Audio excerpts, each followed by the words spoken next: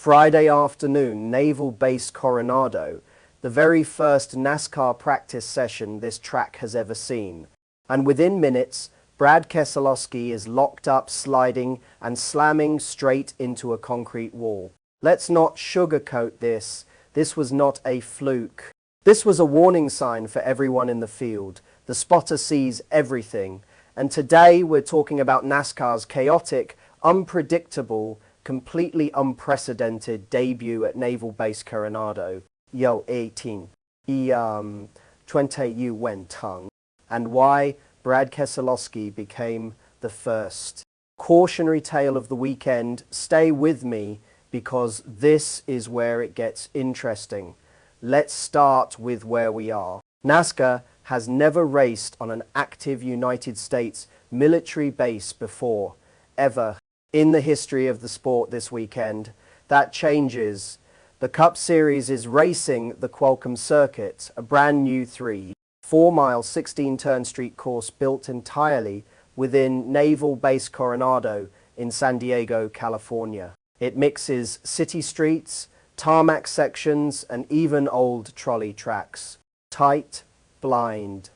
Corners, bumpy transitions, walls everywhere. No driver has ever turned a competitive lap on this layout before this week. Not one. Every single driver in the field showed up completely blind. And NASCAR officials knew exactly what that meant. Teams requested more spotters than any race in recent memory. There are now 36 corner workers stationed around the track because of how many blind spots and tight sections exist. Brad Keselowski summed it up perfectly after touring the layout. Before the weekend even started, he said it is going to be, and I quote, very much a survival race. He had no idea how quickly those words would apply to him personally. Now let's talk about what actually happened on Friday. Cup Series practice got underway at Naval Base Coronado for the very first time. A single 50-minute session. Every team on the grid trying to learn an entirely new racetrack in real time, under pressure, with cameras rolling. Kyle Larson set the pace early, topping the speed chart at 89.6 miles an hour, just ahead of Todd Gilliland, Ty Gibbs, Connor Zilisch, and Carson Hocevar. But the story of the session was not who was fastest, it was who was struggling. Brad Keselowski, driving the number 6 Build Submarines.com Ford Mustang for his own team, RFK Racing, got into the corner too hot. He locked up his brakes. The tires lost grip on the unfamiliar surface, and the car slid straight into the wall. No warning, no spin, no save, just lock-up slide impact. This is exactly the kind of mistake that happens when 39 drivers are all learning a track simultaneously, at speed with nowhere to bail out. And Keselowski was not alone. Just minutes later, Austin Cindric lost the rear of his number 2 team Penske forward through the chicane and spun. Jimmie Johnson, in his emotional homecoming weekend, went for a full 360-degree spin during the same practice session. 3 incidents, 1 practice session, 1 brand new track that nobody in the garage had ever seen before this week. Now here's where it gets personal for Keselowski. This is not just any driver hitting a wall in practice. This is Brad Keselowski, co-owner and driver of RFK Racing, a team that has spent years building towards sustained competitiveness in the Cup Series. His teammate, Chris Buescher, just signed a major contract extension with the team earlier this month, a vote of confidence in the direction RFK Racing is heading. Buescher sits 7th in the points standings. Keselowski, by comparison, has struggled to find that same consistency this season. A practice crash on a weekend that already has extra significance for Keselowski personally only adds to the pressure, because this is not just a regular street course for him. Keselowski has a deep personal connection to the United States Navy, that goes back nearly 2 decades. He has worked with the Navy off and on since around 2008.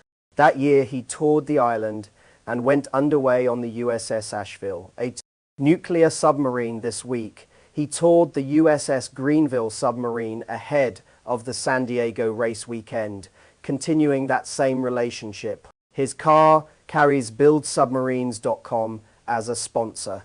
RFK Racing has even been nicknamed the Navy's team because of how closely tied the organization is to this sponsorship and this cause. Keselowski himself called this weekend, quote, a little bit full circle, something he never expected to have on his bingo card back in 2008. So when his car slammed into the wall on the very first practice lap of a weekend, that means this much to him personally. That stings differently. This was supposed to be a showcase moment. Instead, it became a warning. Now let's talk about why this track is producing so much chaos in such a short amount of time. NASCAR officials previewed this circuit ahead of the weekend, describing high speeds, mixed surfaces, trolley tracks, and tight corners all combined into one demanding layout. Drivers across the garage have echoed the same sentiments all week. One word kept coming up over and over in driver interviews: survival. Even Formula One veteran Kevin Magnussen, making his Cup Series debut this weekend for Project 91, admitted he had never even driven a Cup car on a racetrack before arriving at Naval Base Coronado. His first lap in the car was his first competitive lap ever. That tells you everything about how steep this learning curve is for absolutely everyone, regardless of experience level. And Keselowski's wall hit fits perfectly into that bigger picture. This is not a driver who lacks skill. This is a 2012 Cup Series champion, a driver with decades of experience across ovals, road courses, and now street circuits. But experience does not matter much when the track itself has zero history, no previous lap data, no setup notes from past years, no muscle memory built from years of racing the same corners. Every driver, no matter how talented, was rolling the dice on Friday. Keselowski just happened to roll badly first. Now here's the spotter's take. This crash is not really about Brad Keselowski making a mistake. It is about what happens when NASCAR pushes into completely uncharted territory. A military base, a brand new 3-4 mile circuit, 16 blind tight corners, 39 drivers with 0 laps of prior experience. Of course there were going to be incidents in practice. Of course someone was going to lock up and find the wall before they found the racing line. What matters now is what happens next.